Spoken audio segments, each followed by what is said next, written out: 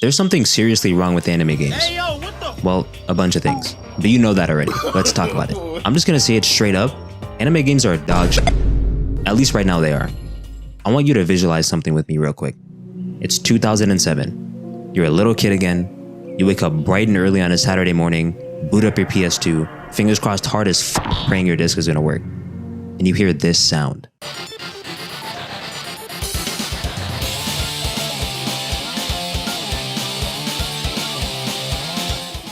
Do you remember what that felt like? Because I do. No anime game has given me that feeling in a very, very long time, and that has to change. So let's go over everything wrong with anime games in the year of our Lord 2024 and what we can do going forward to fix it so we can finally start getting some genuinely good anime titles. Let's do it. Alright, let me ask you this. What are the core fundamental problems with modern anime games? I think quality is a good place to start. Anime game devs and publishers have been pumping out these low effort, passionless, cookie cutter games for far too long. And most of these games come out, flop instantly, and just end up being forgotten about anyways. It seems like the only reason these companies even drop new games is so they can capitalize off of the hype that the anime itself is generating. And that's fine. My problem is that they don't capture the same hype and intensity that watching the anime or reading the manga gives you. Take Tokyo Ghoul Call to Exist for example. Do you remember that game? Exactly. Watching Kaneki awaken and fight Jason for the first time when I was like 16 was the craziest experience. All the Tokyo Ghoul enjoyers out there know exactly how insane that scene was. But the moment that got adapted into a game, this is what we got. Oh my god, bro. Oh, hell no, man. What the fuck? Most of the modern anime games we get now take one of two shit paths. Either they depend on the source material to carry the game, which leads to a complete lack of creativity, or they give us some weak-ass original story and it sucks. And when they do give us story arcs from the anime, like in One Piece Unlimited World Red, it's just bits and pieces with long cutscenes mixed in. Source material aside, these full-price games are consistently launching with bugs, broken game mechanics, missing features, minimal game content, and awful online experiences. And then they have the nerve to drop DLC after DLC, microtransaction after microtransaction, and worst of all, gacha systems. I'm just disappointed at this point, man. I feel like there have been so many opportunities to play through countless amazing anime moments that we were absolutely robbed of, and I can't let that slide. Obviously, I'm not a game dev, so I don't know exactly what it takes to make a great game, but imagine playing through a Dragon Ball Z Kakarot style game for Naruto or One Piece. They could continue to add story arcs from the anime for free or as DLCs, and I'd happily pay for it as long as the game was good. We deserve that. I deserve that. It's 2024 now. We can't keep accepting these games that look and play like they came out in 2013. And speaking of 2024, what comes to mind when you think about the best shonen anime games of all time? To name a few, we have the Budokai Tenkaichi series, the Naruto Storm series, the Xenoverse games, Dragon Ball FighterZ, Dragon Ball Z Kakarot, Legacy of Goku 1 and 2. Are you noticing a pattern here? Cause I am. It seems like Naruto and Dragon Ball, mostly Dragon Ball, are consistently getting the best anime game releases. If we're excluding Dragon Ball The Breakers and Naruto Storm Connections, that is. Other massive anime series like One Piece, for example, have yet to receive a game that matches the caliber of the anime or the manga. The Pirate Warriors series was a good one, but they're all just beat 'em ups. Do people enjoy them? Absolutely. Have improvements been made over the years from game to game?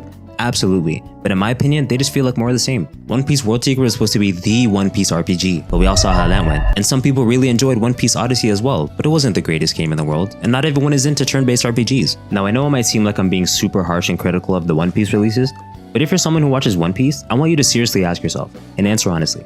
Have any of these games, or ones I didn't mention, genuinely replicate the feelings that you get when you watch or read One Piece? I didn't think so. Like, come on, man. I've been seeing previews for One Piece Project Fighter, and it looks better than any One Piece console game we have now. Just look at it. This is a mobile game. The anime games we've gotten so far in 2024 have been absolutely abysmal. First off, we got Naruto Storm Connections, which is basically a gassed up Storm 4 DLC. And to make matters worse, the game jocked with lots of bugs, terrible netcode, insanely broken supports and jutsus, and the list goes on. Storm Connections didn't even drop with the ability to play custom matches with your friends. And they replaced all the cutscenes with still images. Honestly, the tragedy that was Naruto Storm Connections could be a whole video in itself. They have gone ahead and fixed a lot of the problems with this game through updates, but I think it's going to take more than that to wash the bad taste out of the community's mouth. According to Steam charts, there are consistently more people playing Storm 4 on PC than Storm Connections. And while I know the majority of people who play anime games play them on console, if the stats are looking like this on Steam, I can't imagine they look much different on the console side of things. And then we got JJK Curse Clash. This game was especially disappointing. I think as a community, we expected a lot from Curse Clash, and rightfully so. I mean, we're talking about the anime that won Anime of the Year, best action, best cinematography, and a bunch of other awards. But despite what we hoped for, what we got was nowhere near what we deserved or what the anime deserved. The gameplay feels slow and floaty, combo structure basically doesn't exist, and the netcode is terrible.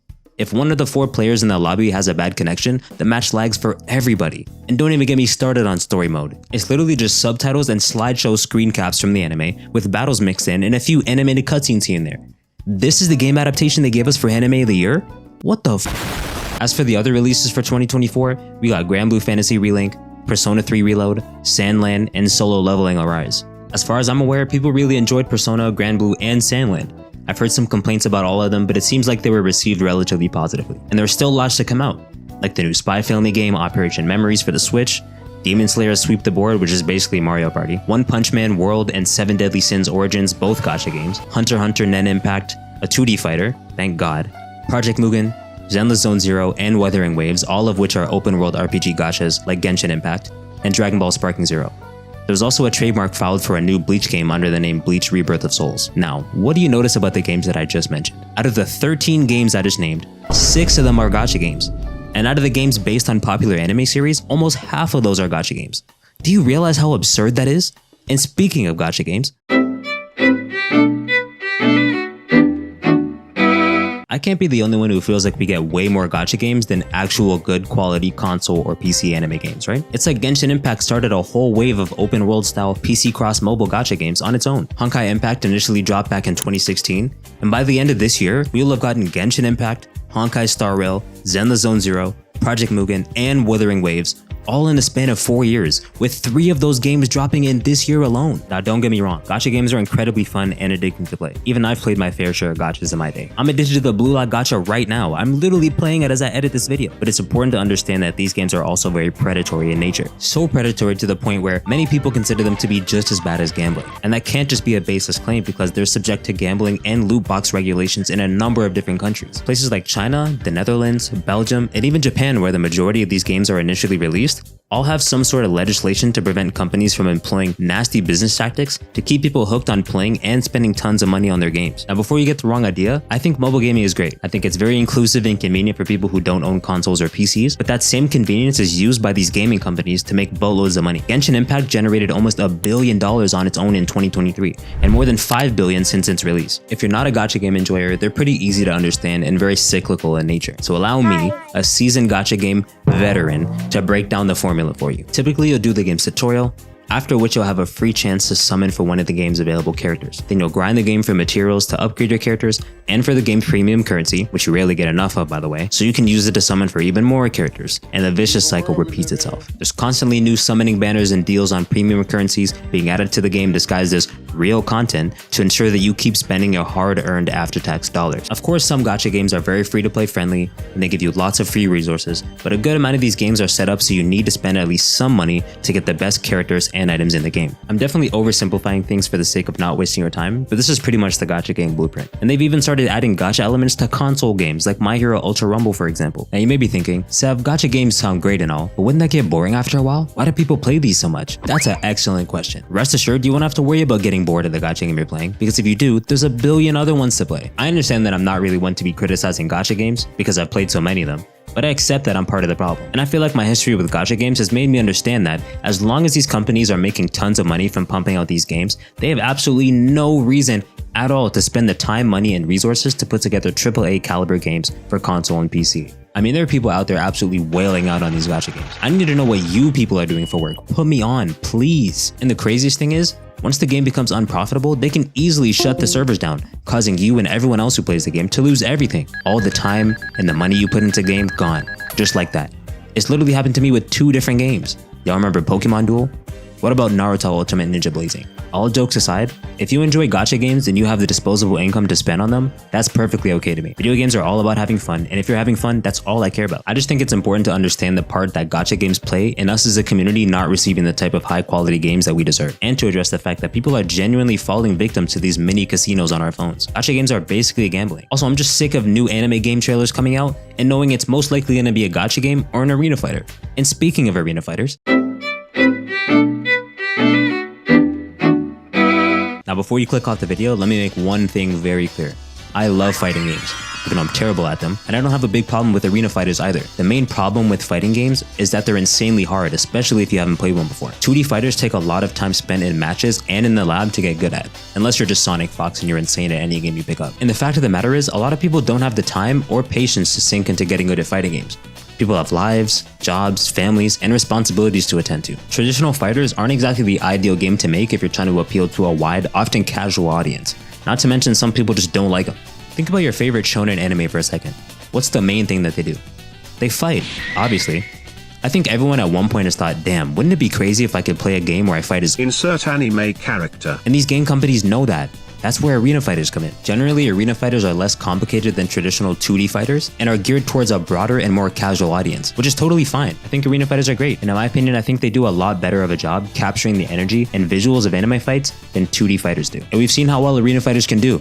Just look at the Naruto Storm series. The problem is, companies like Bandai Namco have taken advantage of the success and use it as an excuse to put out low-effort arena fighters because they know they'll sell. The formula is just too easy. They know everyone wants to fight as their favorite anime characters, and if it ain't broke, don't fix it. These companies have learned they can drop the same copy-pasted games for a different anime at full price every year and will pay for it every time. Just look at the Hino Kami Chronicles. It's basically Naruto Stormforward Demon Slayer edition, and it's probably gonna get a sequel too. It's to the point where almost every one of the big shonen anime has its own dedicated arena fighter. Search up your favorite shonen anime right now. There's a pretty good chance that it has one. And don't get me wrong, arena fighters are great and all, but we can't keep letting these companies get away with this shit. I swear, at this point, every time I see a new anime game trailer, people just automatically assume it's gonna be an arena fighter. I need you to really grasp how insane that is. I was so shocked that Hunter x Hunter Nen Impact wasn't gonna be an arena fighter that I made a whole reaction video about it. I'm really hoping Nen Impact ends up being good too. The 2D fighter enjoyers in the community, myself included, have been fiending for the next Dragon Ball FighterZ. And if the devs play their cards right, this really could be it. Anyways, the main thing I wanted to address in this section is the fact that we've been letting these companies slide for far too long. Bandai Namco especially has been basically printing money by repeatedly dropping arena fighters for the most popular anime IPs. And speaking of Bandai Namco,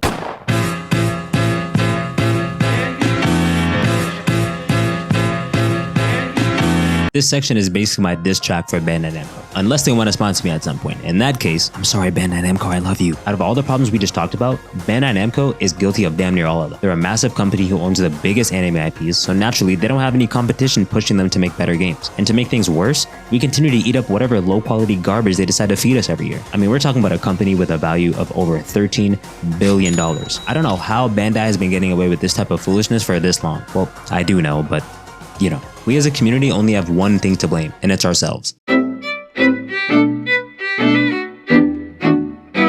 I think the hardest pill to swallow out of everything I've talked about so far is the fact that all these problems are at least in part our fault. But you've heard the saying, the first step to solving a problem is admitting there is one. At this point, we're down just as bad as 2K and FIFA players buying the same damn game every year under a new name or a new anime. The reality of the situation is that these game companies keep serving us these terrible games every year because we keep buying them. And I'm part of the problem too, just like the rest of you. I know it's basically a cliche at this point, but it's about time we really lock in and start voting with our wallets. People always say, oh, boycotting doesn't work, but it really does. Y'all remember when Marvel's Avengers came out? People absolutely shat on that game, and Square Enix lost a grand total of $200 million between Marvel's Avengers and Guardians of the Galaxy, which wasn't even that bad of a game. The only reason these companies are able to keep producing games in the first place is because of our money. I'm telling you right now that if we just started not buying these shitty releases when they come out, eventually these companies would have to up the quality of their games or risk losing tons of money on production, development, and marketing. Just look at all the incredible titles from the last few years. The Elden Rings, the Alan Wake 2s, the Baldur's Gate 3s, all the Spider-Man games. We've never gotten an anime game that could even come close to any of the games I just mentioned. Now I know we're not even halfway through the year yet, and there's still a lot of games set to release, like I talked about earlier, so I haven't quite given up hope just yet. And speaking of hope,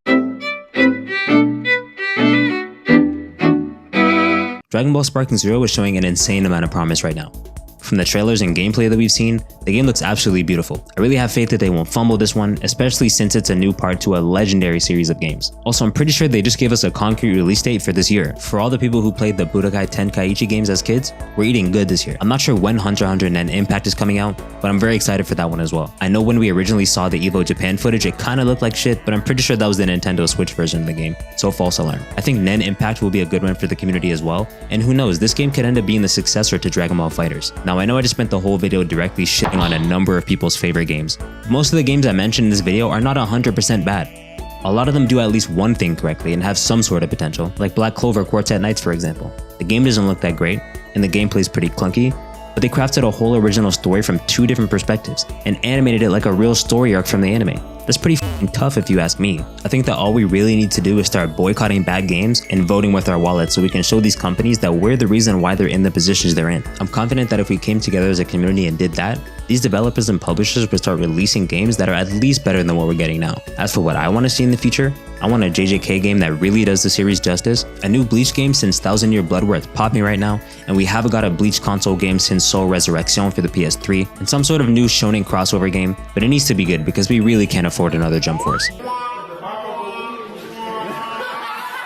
Let me know in the comments what anime games are in your rotation right now, and what games you're hoping for in the future. And if you want to see a game with devs who actually care about it, that's kind of an anime game, you can watch this video here.